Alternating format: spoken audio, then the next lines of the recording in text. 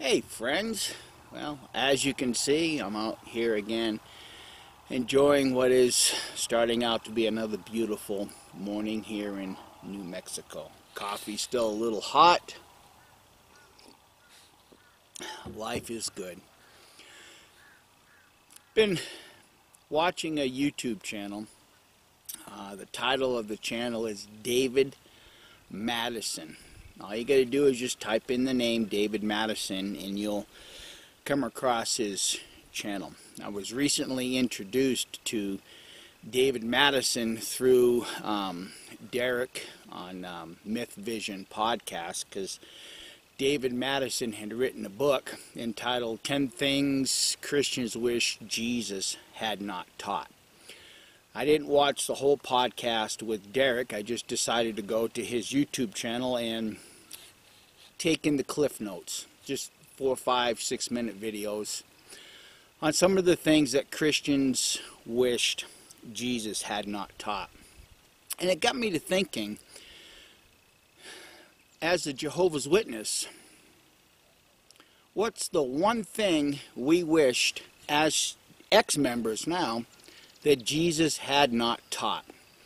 Well, for me, the number one thing is this: go, therefore, and make disciples. We all know how Watchtower twisted them words and got us to do probably one of the most unnatural things as it relates to human behavior. Go from door to door preaching the Bible. Because obviously we've taken a lot of abusive words. We've given up a lot of our time to make these disciples. And in all of those words, we now are suffering some of the heartache, because when you do wake up and you realize who and what Watchtower is, there's a price to be paid. Shunning, disfellowshipping, everything that we can all think about that's associated with leaving a cult. But it also got me to thinking about something else, because I've done a video in the past regarding religions. They force you to hold two opposing opinions, and those two opposing opinions really do not help you to connect your brain with your heart. Your heart's desire is one thing, but logically we better go out and preach, even though your heart tells you this is the most unnatural thing for a human being to do.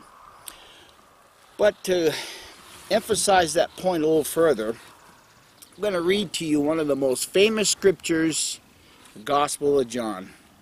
And every Christian in this world can identify with this, because this is what they actually quote, they know by heart, but they don't read this any further. John chapter 3, verse 16, from the New World Trash Translation. For God loved the world so much that he gave his only begotten Son, in order that everyone exercising faith in him might not be destroyed, but have everlasting life.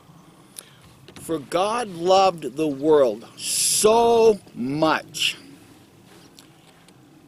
Just on the surface, that would imply that God's love for humanity does not come with a qualifier. One would think, right? For God loved the world so much that he gave his only begotten Son, in order that everyone exercising faith might not be destroyed, but have everlasting life. There again, just that scripture alone forces you to hold two opposing opinions. Oh, so God loved us, but unless you exercise faith, see, just that scripture alone forces you to hold two opposing opinions. So is it really love, or is it love with a condition? How does it make you feel when somebody tells you, well, I love you, but I love you so much, honey, but I'm only going to give you the roses if you do something for me? That's not unconditional love. That's love with a qualifier, and that forces you to hold two opposing opinions. Now, the problem is, for Watchtowers, verse 19, now this is the basis for judgment, that the light has come into the world, but men have loved the darkness rather than the light, for their works are wicked. Yeah, Watchtower. Yeah, your works are wicked. You hide CSA. You separate families. But you're all doing this pretending that you're an object of light. See, once again, it forces the Jehovah's Witnesses to hold two opposing opinions. Okay? But what a lot of Christians will not do is they will not read the entire 3rd chapter of John without learning how to get rid of the two opposing opinions. Verse 35 and 36. The Father loves the Son and has given all things into his hand. All things means all things. He that exercises faith, verse 36, in the Son has everlasting life. He that disobeys the Son will not see life, but the wrath of God remains upon him.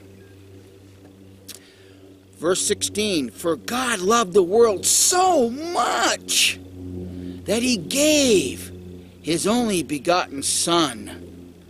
He that exercises faith in the Son has everlasting life. He that disobeys the Son will not see life, but the wrath of God remains upon him. Verse 35, the Father loves the Son and has given all things into his hand. So if all things have been given into the hand of Jesus, then why does Jesus execute the wrath of God if you don't exercise faith in him? You see how they get you to hold two opposing opinions? Do you see how you yourself as a human being cannot unify your heart and your mind? Because it's writings like this that make you yourself hold two opposing opinions. Well, you friends know that Kim and I, we can't read all of our comments underneath our videos. But what I would like for you to do, for the sake of others reading your comments, come up with a scripture or two that you wished Jesus himself hadn't taught, such as Matthew 28, 19 and 20. That way there, any Jehovah's Witness that clicks on this video sometime in the future, they're going to be able to read a whole bunch of other scriptures that, if you will, make you hold two opposing opinions. God cannot love unconditionally if there's a qualifier to it. That doesn't work. That destroys the human psyche. So friends, have a wonderful day. Obviously I'm going to. And we'll catch you the next time around. Bye.